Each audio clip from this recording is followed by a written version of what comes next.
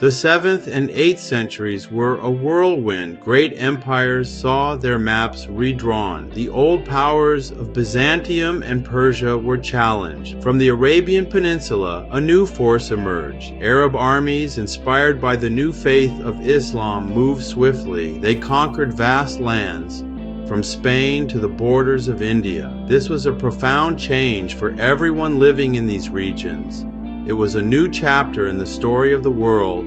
For the Jewish people, this was a momentous era. Many Jewish communities now lived under Muslim rule. This new reality brought both challenges and opportunities. In general, Islam was relatively tolerant towards Jews as people of the book. They could practice their religion, often with certain restrictions. They paid a special tax, the jizya, for protection. This period saw centers of Jewish life shift. Babylonia in modern-day Iraq remained vital. The intellectual air was buzzing with new ideas. The Arab conquerors were not just warriors, they were also patrons of learning. They translated Greek philosophy and science. Great libraries and centers of study emerged in cities like Baghdad. This vibrant intellectual environment affected everyone.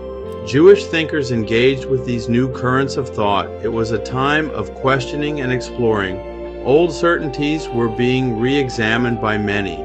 This new context created space for internal debates within Judaism. The dominance of rabbinic Judaism, based on the Talmud, was strong, but it was not the only voice. The changes in the world outside seemed to echo. They perhaps encouraged questions about authority and tradition inside. How should one live as a Jew in this new world? What was the truest path to God? These were ancient questions now asked with fresh urgency by some. Rabbinic Judaism had become the mainstream for many centuries. Its authority rested on the Mishnah and Gemara, together known as the Talmud. This was the oral law, believed to be given to Moses alongside the written Torah. Rabbis were the interpreters and teachers of this vast body of law. Their decisions shaped daily life for most Jewish communities. Their leadership was based in the great academies of Babylonia. This was the established order. However, not all Jews accepted the rabbis' absolute authority. Throughout Jewish history, there had been different interpretations. Groups like the Sadducees in temple times had rejected oral traditions. Echoes of such older disagreements perhaps lingered. The idea of focusing solely on the written scriptures was not entirely new. It was a stream that sometimes ran underground. Now it was beginning to surface more visibly again. This was a sign of renewed spiritual searching. In this period of flux, new dissenting voices also appeared. Some groups felt the rabbinic system had become too complex. They felt it was too far removed from the simple word of God. They yearned for a more direct personal connection to the Torah. They questioned the layers of interpretation added by generations of rabbis. These groups were often small and scattered at first, but their questions were starting to resonate with more people. This longing for a purer form of Judaism was growing.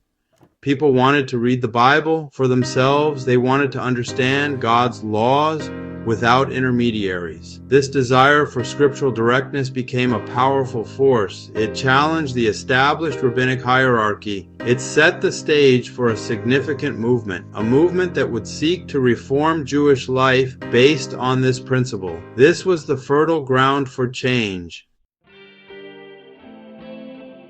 Into this bubbling pot of religious debate stepped Anan ben David. He was born around the middle of the 8th century. He came from a prominent family in Babylonia. Some traditions say he was of Davidic lineage. This would have given him considerable prestige. He was clearly a learned man, well versed in Jewish law. He knew the rabbinic traditions well. This knowledge made his later rejection of them even more significant. Anan's break with the rabbinic establishment was sharp. One story tells of a dispute over the position of exilarch. The exilarch was the head of the Jewish community in Babylonia. Anan may have been a candidate. He was passed over in favor of his younger brother. This personal element might have fueled his opposition, but his objections were also deeply theological.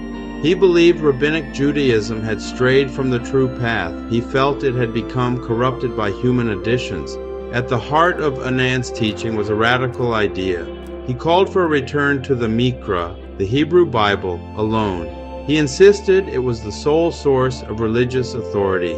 He famously declared, "Search thoroughly in the Torah and do not rely on my opinion." This was a direct challenge to the oral law and the Talmud. He believed that every individual had the duty to interpret Scripture for themselves. This was a revolutionary concept for its time. Anan was not just a scholar, he was a compelling figure.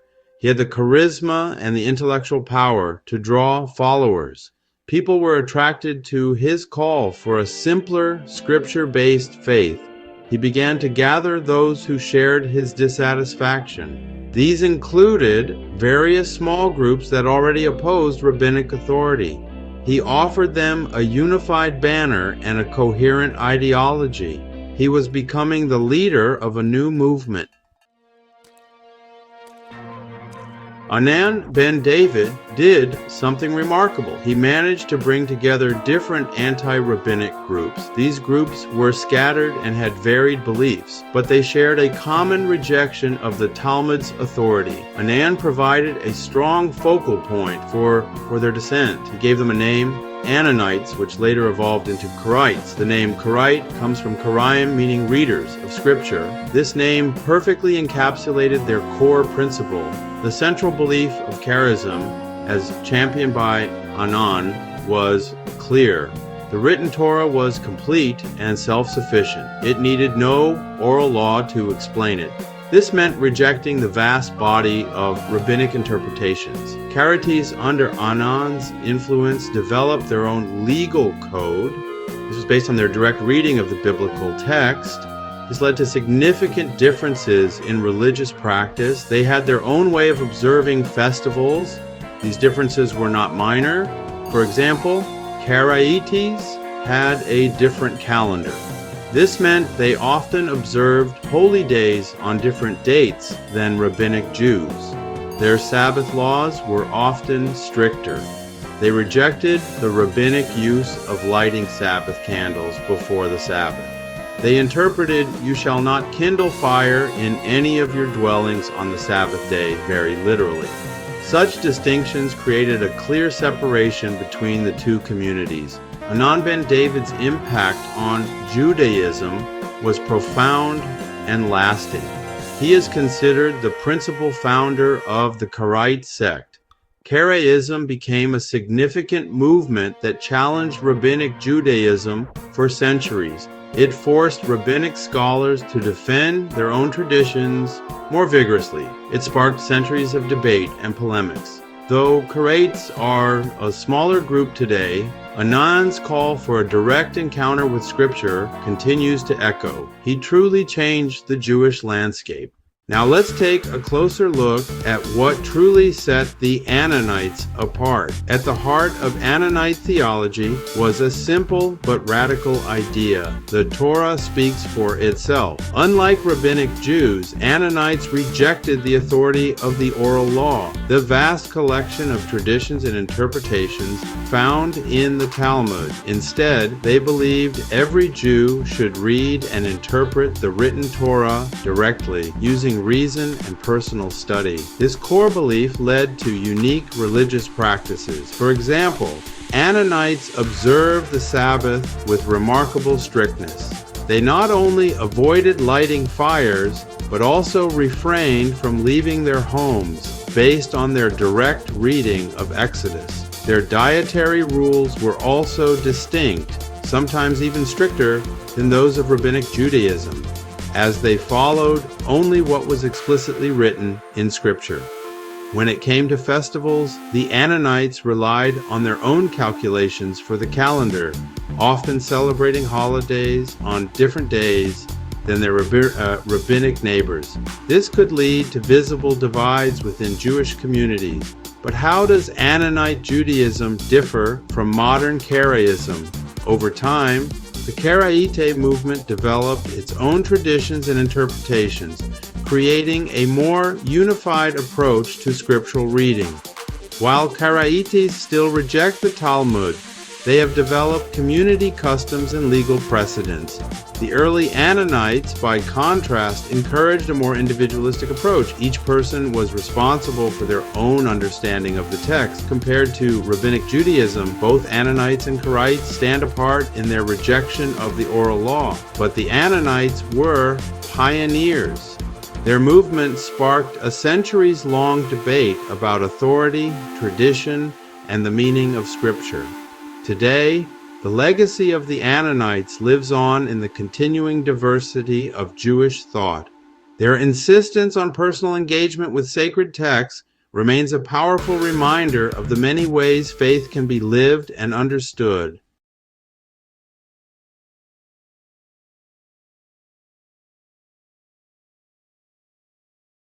If you've enjoyed this program, please click like and subscribe.